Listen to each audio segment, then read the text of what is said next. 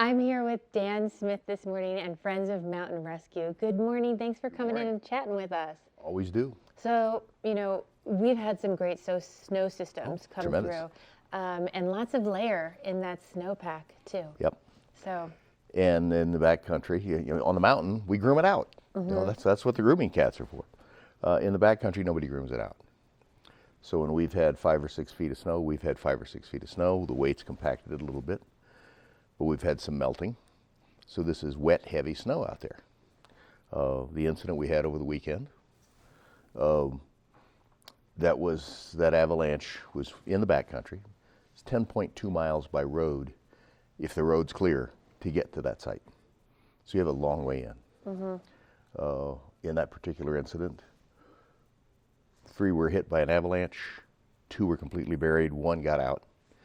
Probably took him quite a while to get to a point he could get cell phone service or spot beacon or whatever to get out, to tell anybody there'd been an incident. As we always say, we're not sitting at the house waiting for someone to have a problem. We have to gather the troops and get the equipment and go. On that particular one, there were a lot of people out there snow machining, and they all heard about it, and they got to the site and started digging. But one report is that these 2 guys were under 20 feet of snow, which if you get pulled in the bottom of a ravine and you're low in the avalanche and everything that came down the hill lands on top of you, yeah, that can happen, and that's not survivable. yeah, and it's also, It's just not. even if you're in something like that, beacons, they're not going to transmit through all of that. They might or might not, but it's digging through all of that. Some folks out there were digging for multiple hours. And you reach a point in that yes, there are incidents of 24-hour survival, and they're always the outliers. There are not many of them. And especially with all the junk that is in an avalanche like that, the rocks and trees and everything else. They reached the point that it was not a survivable incident. Our folks get on scene, and then what kicks in is, okay, are we doing any good here? And the answer in this case was probably no. So let's get out. Let's get the civilians out, because there's a pile of civilians back there. Get them out the trailhead, get them out of the danger area, and come back in the daylight. Digging on an avy face in the dark is just, that's one of the scarier things you can really do. Well, you want to keep everyone safe, Yeah. as well as the responders. Don't make it worse. Exactly. And we're still going to have people who obviously want to go into the backcountry. Yeah. I mean, there's a lot of fun things you can do in the backcountry. Tremendous.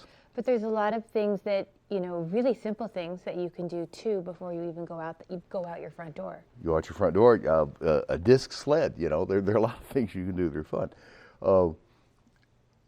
What this incident shows is really good people can have a really bad day.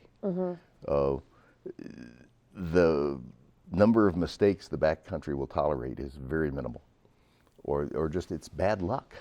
There was no way to know that this was going to happen. Might have been, might not have been. You'll never know. But it just happened. Things like that occur. You don't know what's under 5 feet of snow, and that can trigger a lot of things, and that's what happened here. So CAIC report, Colorado Avalanche Information Center, those folks showed up. When there's an avalanche that has human involvement, they go out and survey the avalanche.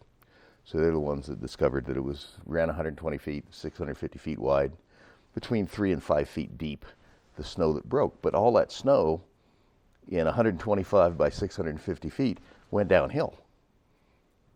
So it's the amount of weight that's going downhill, and the depth of the snow is huge. And it's just, bad things can happen to very good people. It's just not your day. Well, we're going to talk a little bit more in a moment about things that you can do to keep yourself safe if you do want to head out into the backcountry.